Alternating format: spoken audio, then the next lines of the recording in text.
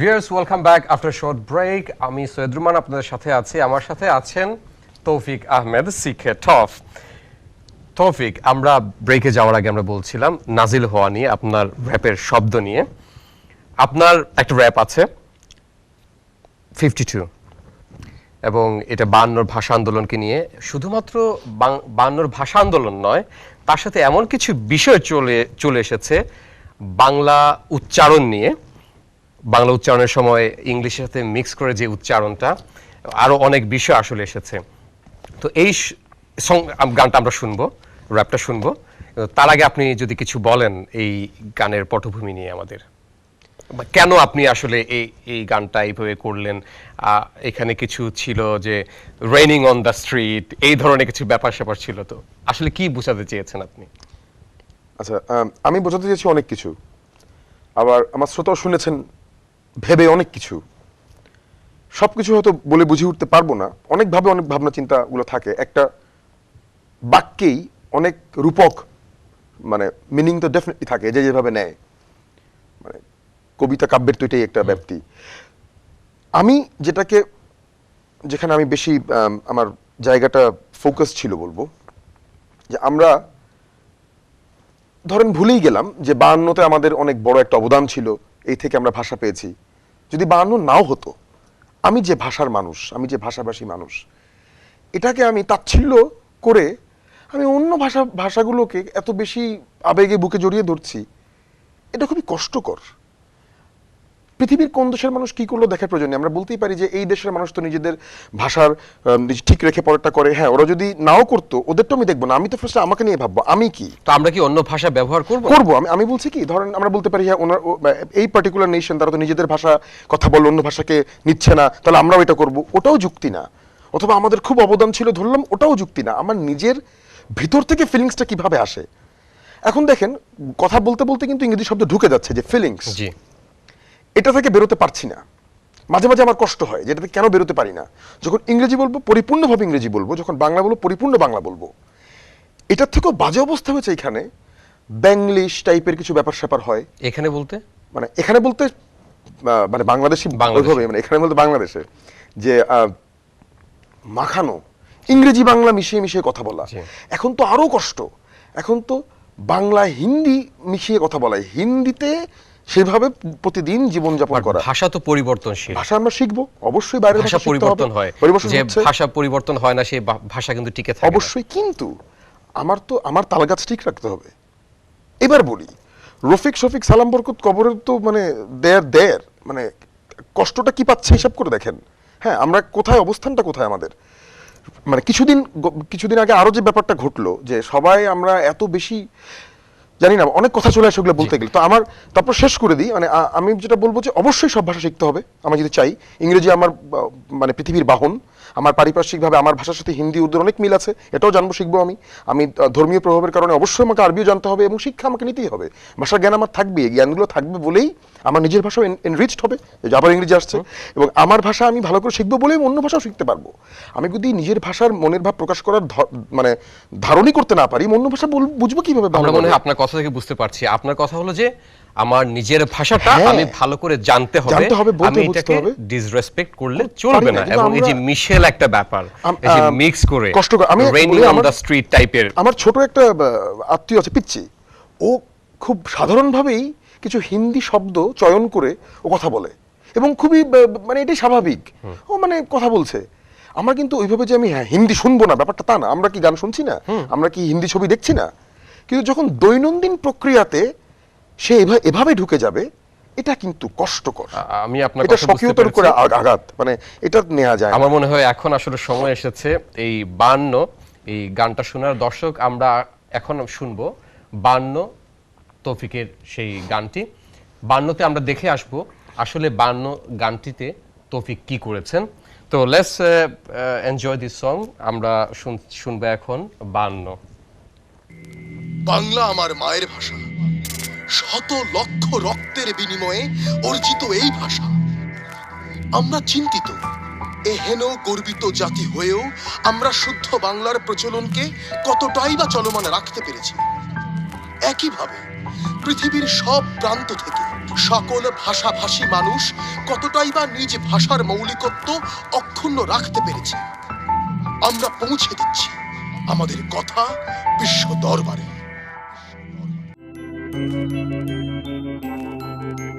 খোঁজা চোখ বোঝা কত বোঝা বোবা চেতনা, খোঁজা চোখ বোঝা কত বোঝা বোবা চেতনা।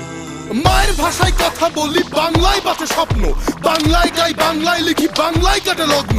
পাকিস্তানের মতিভ্রম উর্দু হবে রাষ্ট্রভাষা, গুলি চলল অবিরাম, শত লাশ রক্ত তাজা।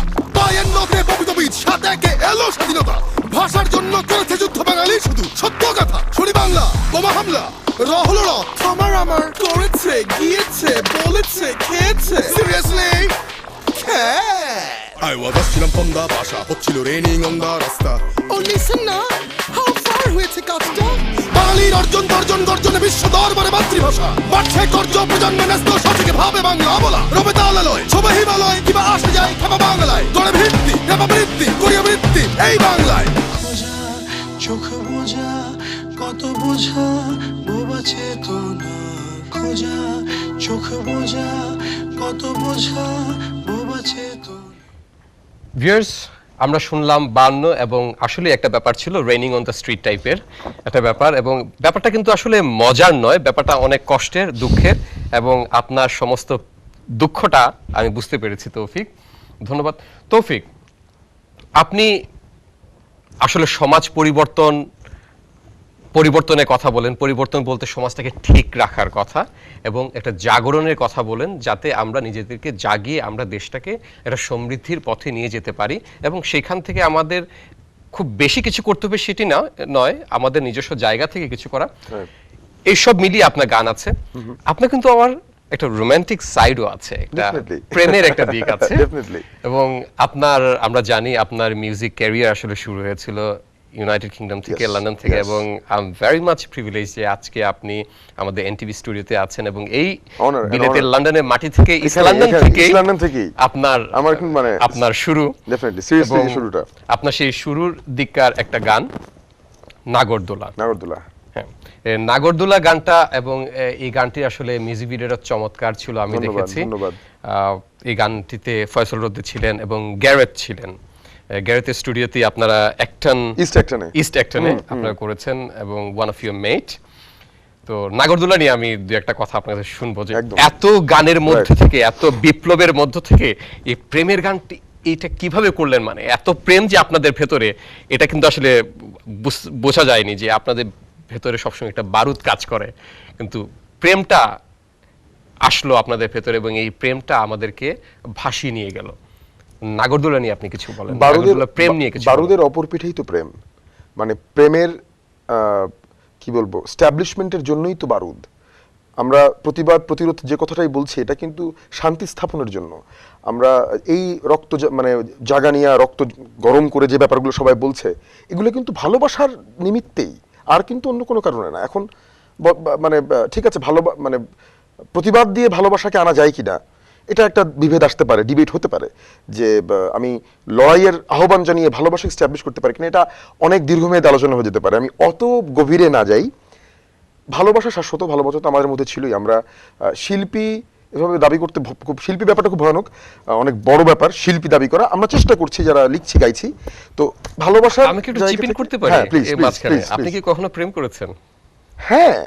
আচ্ছা, মানে আমি কেন প্রেম করব না, মানে আমি তো প্রতিনিয়তই প্রেম করছি। না, আপনাকে তো আসলে আমরা একটা বিপ্লবী একটা প্রতীক হিসেবে আমরা দেখি। তো বিপ্লব তো প্রেম, মানে আমি কিন্তু সবসময় যে বিপ্লব ভালো, মানে আপনি আপনাকে কি প্রেমিক পুরুষ হিসেবে দাবি করতে? প্রেমিক পুরুষ, এটা খুব ডিপে গেল। প্রেম প্রতিনিয়ত করছে, যেটা বললাম, আমি আকাশ দেখে প্রেম করি, আমি নদী দেখে প্রেম করি, আমার মানুষের প্রতি প্রেম আছে, ভালোবাসায় প্রেম আছে, আমার জীবন সঙ্গিনীর প্রতি আমার প্রেম আছে, আমার বাবা মার প্রতি আমার প্রেম আছে। তো প্রেম তো সার্বজনীন। যাই হোক, আমরা মনে হয় আসলে আমি যা জানতে চেয়েছিলাম তা জানতে পারলাম না। Thank you very much. But আমরা এখন আপনার নাগরদোলা গানটি শুনবো। দর্শক, চলুন আমরা শুনে আসি তৌফিকের নাগরদোলা। রাতেরই আধারে একাকী বসে আমি ভেবেছি কথা যে শুধু তোমারই,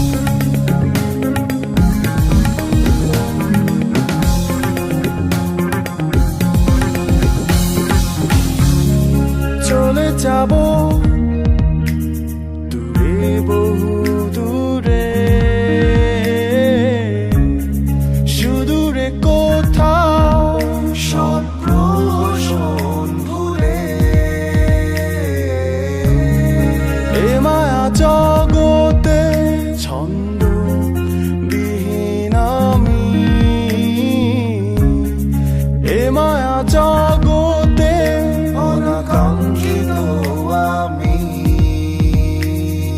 শুনতে কি পারো তুমি, বুঝতে কি পারো তুমি, দেখে দেখে ওরে কারো দেখা আর ভাবনা তেলে জলে বিষ খায় জীবন তো বিষ চায় চলে আমার তোরা পাখির মোর কবু।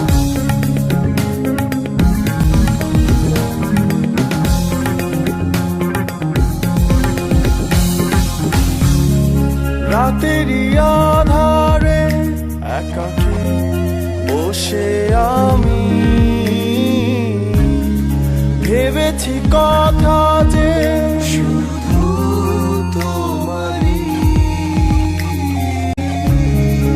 আমারই আঙিনা একটা শালিক দেখি ঝড়েরই আঘাতে